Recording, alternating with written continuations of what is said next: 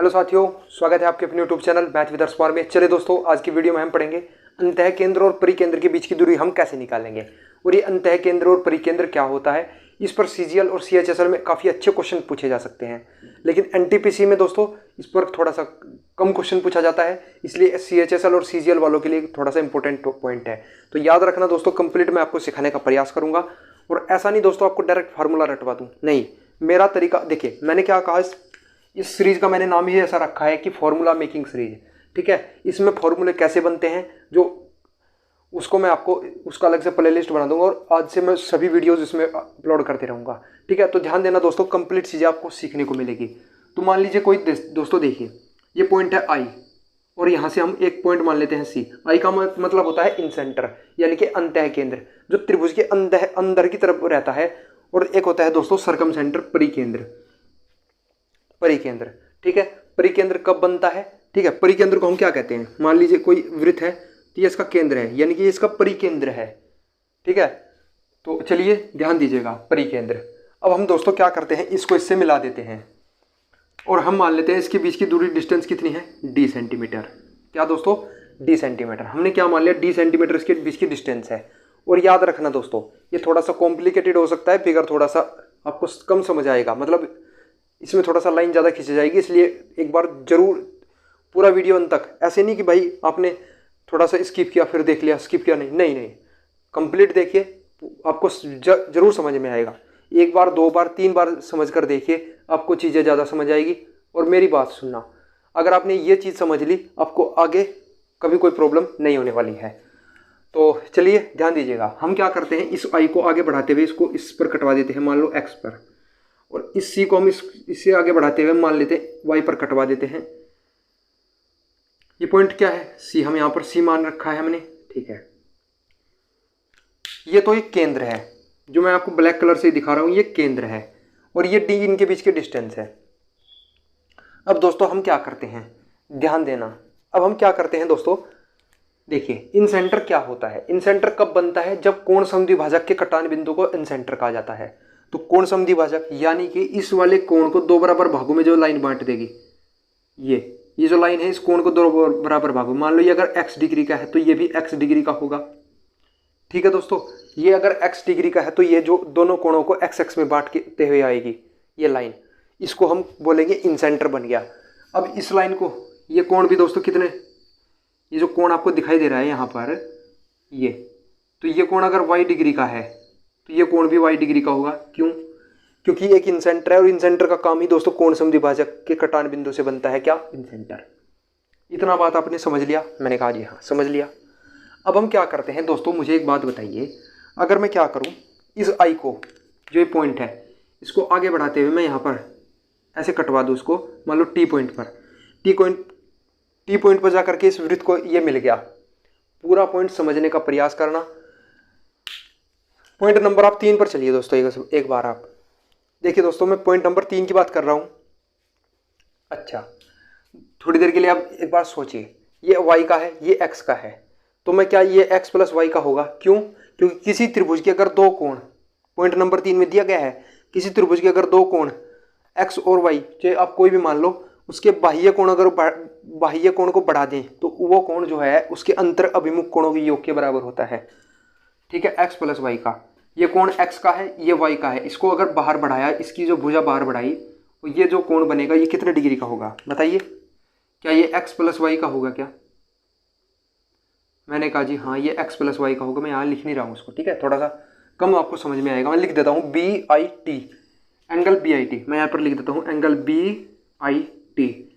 क्या है दोस्तों, x प्लस वाई का है। यहाँ पर आपको दिखाई दे रहा होगा, यहाँ पर आपको दिखाई दे रहा होगा angle BIT x plus y का है। अब दोस्तों हमें यह भी पता है अगर ये कोण x प्लस वाई का है, मैंने कहा जी हाँ है। अब हम क्या करते हैं, इसको इससे मिला देते हैं, b को t से मिला देते हैं। ठीक है दोस्तों, इतना काम हमने कर लिया।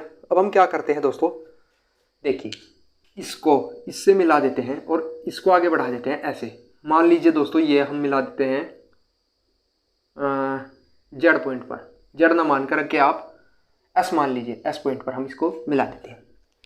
ठीक है दोस्तों, इतना काम कर लिया। अच्छा देखिए, ये परिकेंद्र है, ये परिकेंद्र है, तो ये जो भुजा है सी और टी और सी और एस दोनों बराबर है। क्यों? क्योंकि ये क्या है, रेडियस है। इस पूरे वृत्त की क्या है दोस्तों, रेडियस है। क्योंकि रेडियस का काम होता है केंद्र से गुजरने वाली रेखा। ये एक रेडियस है, सी टी और सी एस रेडियस है, यानी कि सी जो एस टी है वो एक व्यास है। क्या दोस्तों, एक व्यास है। आइए दोस्तों, अगर ये व्यास है, अब दोस्तों मुझे एक बात ध्यान से ये बताओ, अगर देखिए दोस्तों, इस चाप द्वारा मैं आपको एक चाप दिखा रहा हूं। देखिए इस चाप द्वारा यहां से सी और टी चाप द्वारा ये कोण, सी और टी चाप द्वारा कोण एक्स बन रहा है। भाई इस चाप द्वारा अगर ये कोण एक्स है तो इसी चाप द्वारा ये कोण कितने डिग्री का होगा? किसी चाप द्वारा अगर देखिए इस चाप द्वारा ये कोण और इस चाप द्वारा ये वाला कोण, दोनों कोण किसी चाप या जीवा द्वारा कोई कोण अगर बनता है, परिधि के दोनों जितने परिधि की तरफ एक ही तरफ बनने वाले सभी कोण आपस में बराबर, परिधि के एक ही तरफ सभी कोण बनने वाले आपस में कोण बराबर। तो ये देखिए सी टी चाप द्वारा अगर ये कोण एक्स का है तो ये सी टी द्वारा चाप द्वारा ये कोण भी कितने डिग्री का होगा? मैंने कहा जी ये कोण भी एक्स डिग्री का होगा।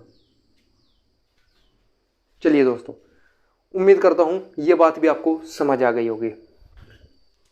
अब मैं कब बात करता हूं आई बी टी की, मैं एंगल आई बी टी की बात करता हूं, ये भी कितने डिग्री का होगा? एक्स प्लस वाई का। क्यों?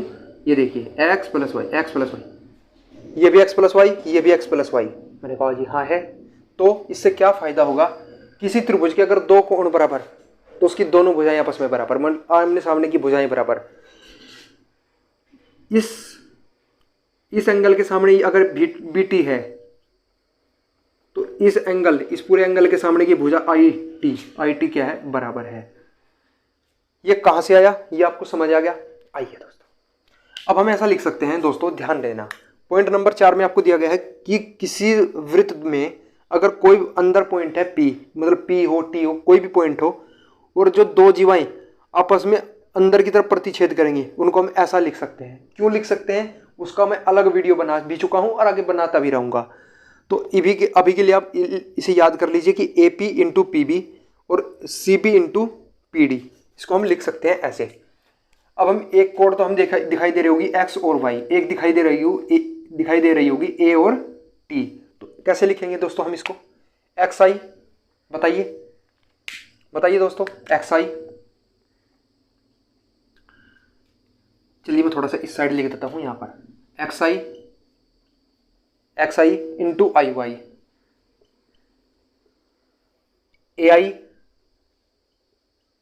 और इंटू आई टी। लिख सकते हैं ना? मैंने कहा जी हाँ लिख सकते हैं। दूसरा पॉइंट, इन पॉइंट का आपको जरूरत पड़ने वाला है। पॉइंट नंबर 2 एक बार देख लीजिए, किसी व्यास द्वारा परिधि पर हमेशा कोण 90 डिग्री का बनता है। अब मैं इसको मिटा दे रहा हूं पूरा पॉइंट सभी, ताकि आपको थोड़ा सा जगह मिल जाए। ठीक है, यहां तक किस भाई को समझ में आ गया? कमेंट बॉक्स में जरूर बताना कि हाँ भाई ये पॉइंट यहां तक हमारी समझ में आ गया। आगे चलते हैं, यहां तक दोस्तों कंप्लीट, आगे चलते हैं। अब दोस्तों आपको ये पता है, देखिए हमें यह पता है, ध्यान देना दोस्तों। अब आइए, अब हम क्या करते हैं? देखिए इतना यहां तक आपने लिख लिया, ठीक है। आइए दोस्तों, अब हम क्या करते हैं दोस्तों, ध्यान देना, एक्स आई इंटू आई वाई बराबर ए आई इंटू आई टी। यहां तक आपका कंप्लीट हो गया। अब ये चीजें आपको कंप्लीट हो गया। अब हम क्या करते हैं, यहां से देखिए, इसको बढ़ाने से पहले मैं एक काम और करता हूं। मैं आपको एक और बात सिखाना चाहता हूं। देखिए दोस्तों, यहां से यहां तक की डिस्टेंस कितनी है? भाई ये एक परिकेंद्र है और परिकेंद्र को परिधि से टच करने वाली रेखा को हम क्या कह सकते हैं? आर। यानी कि ये आर है, पूरा आर है, तो ये आर है, और यहां से यहां तक की डिस्टेंस डी है। तो मैं यहां से यहां तक की फाइंड कर सकता हूं क्या? यानी कि हम कह सकते हैं एक्स आई, लिख लीजिए दोस्तों, एक्स आई क्या है दोस्तों? R minus D. और यहीं पर अगर मैं आई से वाई की बात करूं, तो क्या होगा भाई? पूरा यहां से यहां तक, देखिए यहां से यहां तक आर था, सी से वाई तक आर है, और यहां से यहां तक डी। तो मैं लिख सकता हूं आई से वाई तक मैं लिख सकता हूं आर प्लस डी। डी क्या है? इनके बीच की डिस्टेंस है। आगे चलिए, यहां तक भी हमने लिख लिया, ठीक है दोस्तों। अब हम क्या करते हैं, देखिए मैं इसको मिटा दे रहा हूं, मैं इस पॉइंट को यहां से मिटा दे रहा हूं, और यहां से मैं दूसरे पेन से खींचता हूं, ठीक है। मैं यहाँ से दूसरे पेन से खींचता हूँ और इसको इससे मिला देता हूँ।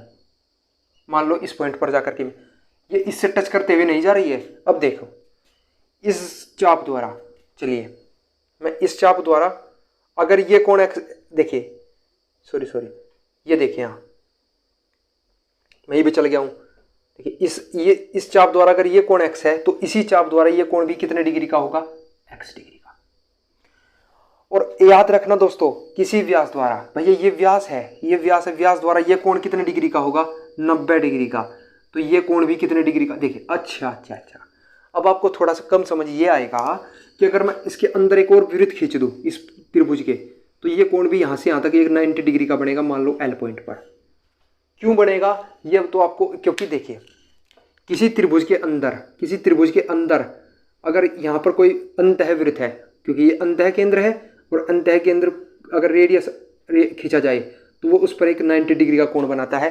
तो मैंने यहाँ पर रेडियस खींच दिया, ये R है, तो इस पर 90 डिग्री का कोण बनाएगा। तो मैं बात कर रहा हूँ त्रिभुज AIL की, मैं बात कर रहा हूँ त्रिभुज AL या LAI की। ये किसके सिमिलर होगा, ये कोण 90 तो ये कोण 90, यानी कि एंगल जो L है वो B के बराबर, ठीक है। एंगल AS के बराबर, बाकी आपका क्या बचा, TI जो है वो T के बराबर। खत्म, यहीं पर कॉन्सेप्ट आपका खत्म, कंप्लीट हो गया कॉन्सेप्ट दोस्तों। बस इस वाली भुजा को छोड़ दीजिए, AL है तो AL रख दीजिए, इस वाली भुजा को छोड़ दीजिए, BS है, ऐसा हम लिख सकते हैं सिमिलरिटी में। इसको छोड़ दीजिए IL तो IL, और इसको छोड़ दीजिए BT इंटू BT, इसको छोड़ दीजिए। देखिए हमने क्या किया, ये वाला छोड़ दिया तो AL आ गया, फिर ये छोड़ दिया LI आ गया। अब हम ये छोड़ते हैं तो AI और इंटू ST, हमने ये कर दिया, ये हम लिख सकते हैं। अब आइए दोस्तों, जहाँ पर BT है, जहाँ पर IT है वहाँ पर हम BT रख सकते हैं क्या, देखो यहाँ पर देखो, ये दिखाई दे रहा होगा आपको, दिखाई दे रहा है ना। तो ये देखिए ये BT हम यहाँ पर रख देते हैं, पूरा BT उठा करके, ये देखिए। और B और T क्या है, IT जो है वो BT के बराबर है, IT BT के बराबर है, हाँ है, IT जो है वो BT के बराबर है। ठीक है दोस्तों, आगे चलते हैं। IT AI into BT, AI into BT दिखाई दे रहा है क्या आपको, AI इंटू BT ये दिखाई दे रहा होगा। तो हम इसकी और इसकी क्रॉस मल्टीप्लिकेशन करते हैं, तो AI इंटू BT को हम क्या लिख सकते हैं, ST इंटू IL। इसको झुकातूँ, XI इंटू IY को झुकातूँ, और जहाँ पर 80 इंटू BT है उसकी जगह पर हम SI, मैं लिख पूरा नहीं रहा हूँ, SI into IL, SI into IL, SI into IL, मैं इसको भी मिटा दे रहा हूँ यहाँ से। इसकी जगह पर, XI की जगह पर तो आप रखिए R माइनस D, और इसकी जगह पर आप IY की जगह पर R प्लस D पुट करते चलिए, इसको भी मिटा दो। SI क्या है, ध्यान दो, SI क्या है, कहाँ है, ऐसी ही रहा। I क्या है, I कहाँ है, I देखिए कहाँ पर है, ढूंढिए I पूरा फिगर में अगर आपको दिखाई दे तो। SI नहीं होगा, वो LI होगा, IL तो R है, वो ST होगा, वो गलत है, वो ST होगा, क्योंकि ST क्या है, R है, क्या है, R, क्या दोस्तों, R है, ध्यान देना। ST ये एक R यहाँ से और एक R यहाँ, यानी कि पूरा R है, तो 2 R आ गया, ST 2 R के बराबर। और IL क्या है, IL एक R है तो R के बराबर। यहाँ से आपको क्या बनेगा, R स्क्वायर माइनस के D स्क्वायर बराबर क्या होगा, देखिए 2R इंटू R, और इस D स्क्वायर को उस साइड और इसको इस साइड, तो R स्क्वायर माइनस के 2R आ गया, इसका आप रूट करोगे तो आ जाएगा D के बराबर। यानी कि अंतः केंद्र और परिकेंद्र के बीच की दूरी आपको कैसे निकल के आएगी, ये रहा आपका ये वाला पॉइंट। ये फार्मूला आ गया, कैसे आया वो मैंने आपको कंप्लीट सिखाने का पूरा प्रयास किया। आइए दोस्तों इस पर एक क्वेश्चन कर लेते हैं, इसको दोस्तों याद रखना, इसको कंप्लीट एक बार फिर आपको दोबारा देखना तो आपको ज़्यादा समझ आएगा। ठीक है, चलिए दोस्तों मैं जानता हूँ आपको बढ़िया तरीके से समझ में आ गया होगा। एक बार आपको अपनी कॉपी में बना करके क्वेश्चन देखना है। चलिए दोस्तों, इस पर मैं एक क्वेश्चन लिख लेता हूँ, ध्यान दीजिएगा, जो ग्रुप डी के एग्जाम में पूछा गया था। क्वेश्चन में दिया क्या गया है कि 6, 8, 10, क्या दोस्तों 6, 8 और 10 ये किसी त्रिभुज की भुजाएं दी गई थी और आपसे आई और सी के बीच की दूरी पूछी गई थी, क्या है? फार्मूला क्या था? फार्मूला क्या था बताइए? √r² - k 2r × r। तो बस ये फार्मूला अभी हमने निकाल लिया।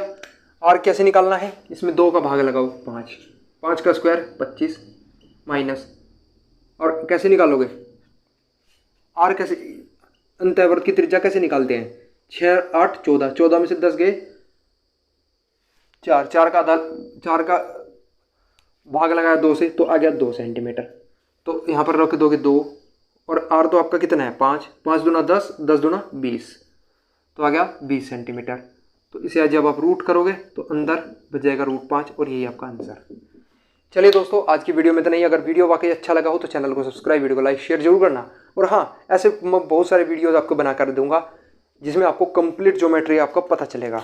ठीक है, तो चलिए आज के लिए इतना ही। अगर वाकई आपको ये वीडियो अच्छा लगे और आपको और भी ऐसे वीडियोस, ऐसे कॉन्सेप्ट की ज़रूरत पड़े तो मैं ज़रूर डेली वीडियो ऐसे भी अपलोड करते रहूँगा। और साथ में कॉन्सेप्ट वाइज, ये कॉन्सेप्ट ही था जो मैंने आज को आपको पढ़ाया। ये क्वेश्चन का ये रिजल्ट कहाँ से आया, ये ऐसे आया। ठीक है, तो ऐसे क्वेश्चनों से सावधान रहें। और हमारे यूट्यूब चैनल, यानी कि आपको अगर किसी भी एग्ज़ाम की तैयारी कर रहे हो मैथ्स में, तो आप इस यूट्यूब चैनल को सब्सक्राइब करके इससे पढ़ाई कर सकते हो। जय हिंद, जय भारत।